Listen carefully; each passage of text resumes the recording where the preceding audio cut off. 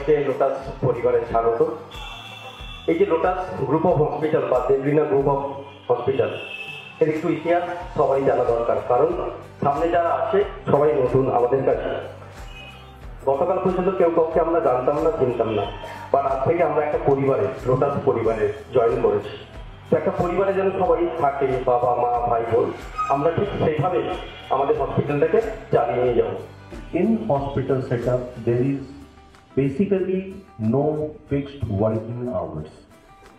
ঠিক আছে, আজকে যদি কোনো পেশেন্টের হার্ট অ্যাটাক হওয়ার টাইম তোমরা নির্দিষ্ট করে দিতে পারো যে সূর্য উদয় থেকে শুরু করে সূর্যাস্ত অবধি ডাক্তারবাবু হার্ট অ্যাটাক হবে, তাহলে আপনাদের ওয়ার্কিং আওয়ার্স ফিক্স করে দেবে। But still for humanitarian ground, each and every employee will be having a stipulated working hours.